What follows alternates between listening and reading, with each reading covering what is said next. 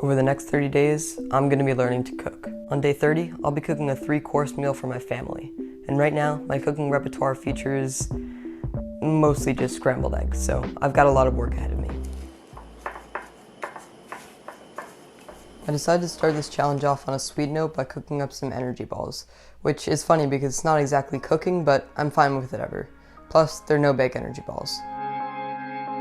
They were good, and I made a mental note to add a bit more liquid next time to help them stay together more easily. Next up, nachos. Now, I've made nachos before, but these were something different. I layered everything in really evenly throughout all the chips, and I even sauteed some onions and peppers to throw on top. The final result was really, really good. It was at this point in the challenge when I decided to start writing a few notes each time after making something. This way, when I'm remaking a dish, I can just look back at my notes from the last time I made it and see what minor changes I wanted to make. Storing everything in my head worked when I was just doing 1 or 2 dishes, but the more you do, I couldn't keep that in my head anymore.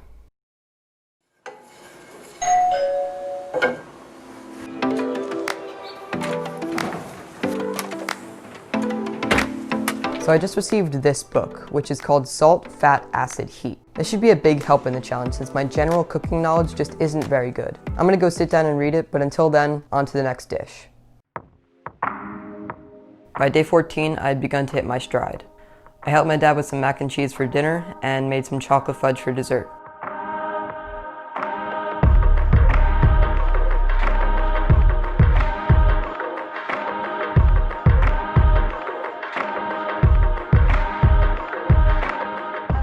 At lunch on day 15, it was back to nachos as I further upgraded my previous version.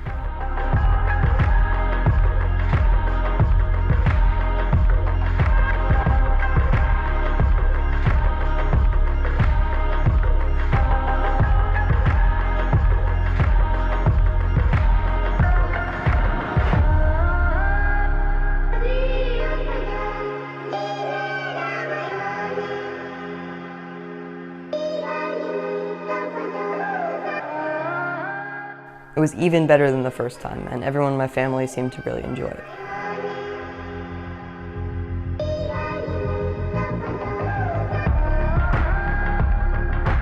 Then for dessert the same day, I baked a Sicilian whole orange cake with my dad, which uses the whole orange, including the rind.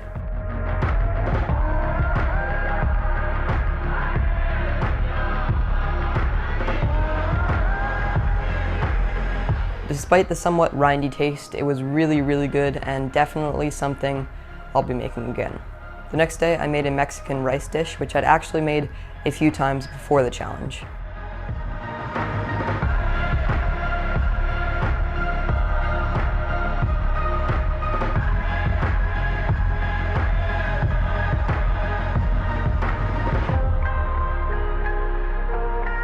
Similar to the first few iterations, this rice was really, really good, and it may become somewhat of a signature dish for me.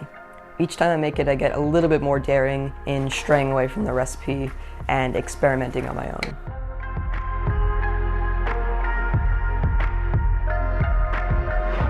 Oh, and we topped it all off with some more orange cake.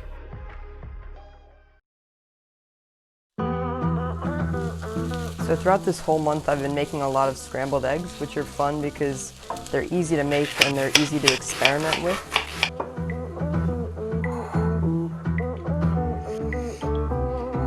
Usually when I'm making some onions with my eggs, I'll throw in some allspice, or just any time I'm making onions. And I really just like the sweet, deep flavor it has.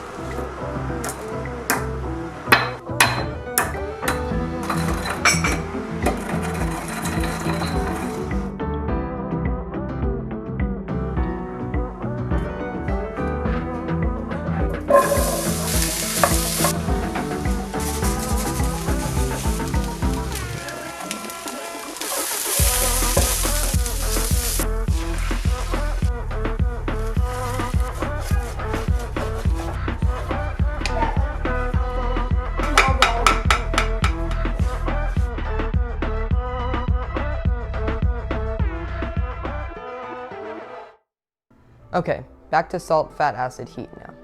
The book outlines the 4 major aspects of cooking: salt, fat, acid, and heat. The idea is, if you can understand how to effectively use all 4 aspects, you can make tasty food no matter what the specific dish is. Get the salt, fat, acid, and heat right, and it's going to taste good. The individual lessons learned in the book, such as to add some form of acid to balance out a savory dish, or to salt to taste, proved very helpful over the course of the challenge. Additionally, it just added to my overall cooking knowledge as I learned about everything from emulsions to blanching. With that out of the way, let's get on to the rest of the challenge. More energy balls on day 18. These things are fun to make, but even more fun to eat.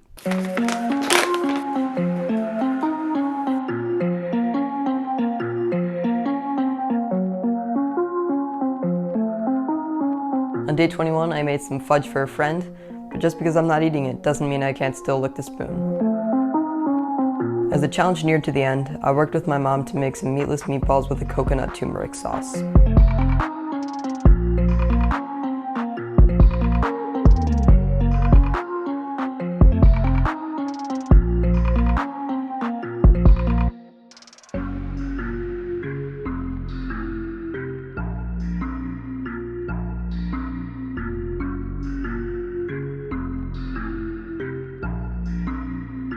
I finished my reading of Salt, Fat, Acid, Heat as the final day approached, and I planned out my final meal. It's going to be 3 courses, so I need an appetizer, an entree, and a dessert.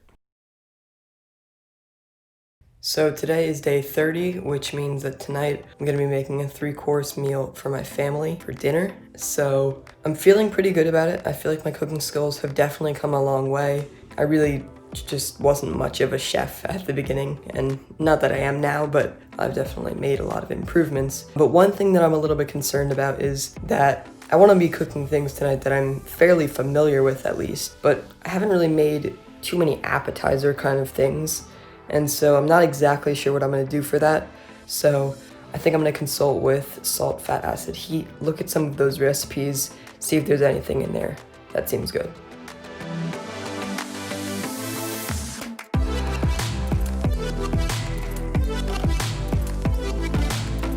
So it is 5 o'clock on the final night of the challenge. Just now I prepared some of my ingredients, made sure I knew what I was doing, and now it's time to start cooking.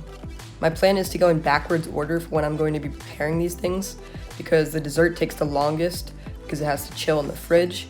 So I'm going to do that first, then I'm going to do like the entree, and then make the appetizer because it's a salad and it won't take that long to make. So I'm feeling pretty good about how far my cooking has come, but at the same time I do feel a bit pressed for time since I need to make a full 3-course meal. So yeah, let's just get to cooking.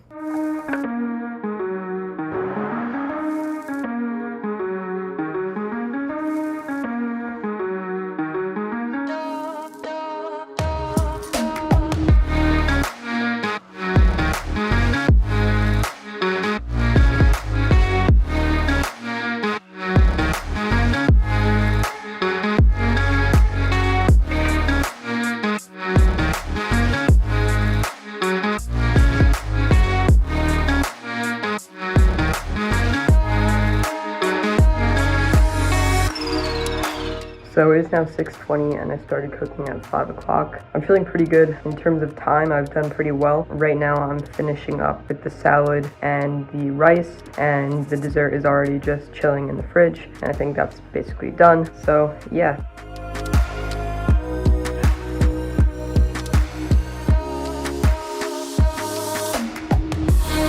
Alright, so everything is basically done, just gotta put a couple dressings on the salad and finish up cooking the rice, and yeah, almost ready to serve the meal.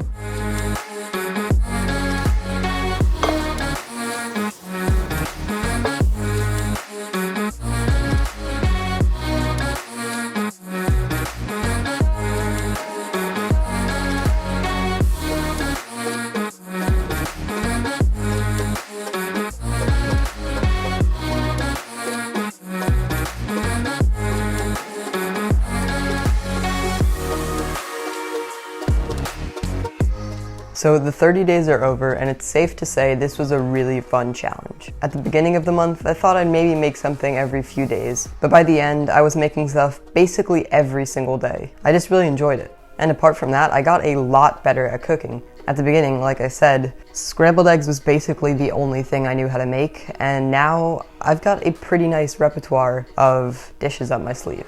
I'd also say that if you're interested in learning how to cook and don't really know where to start, this book was an absolute major lifesaver for me. It just really walks through not just specific recipes, but techniques and just overall principles of cooking. And that was just invaluable over the course of the challenge.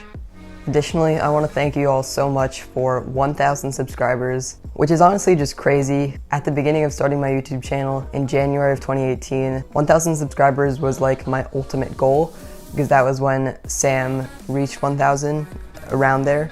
And so it's just crazy to be there, and it's so awesome that so many of you guys are enjoying these videos, and I want to keep pumping that in the future. I'm really happy with how this video came out, and I think I've improved a lot recently as in terms of my filmmaking skills and whatnot. And so I'm really excited to just keep pumping out more content in the summer now that I have lots of time. So stick around, lots more videos coming soon, and I'll see you guys in the next one.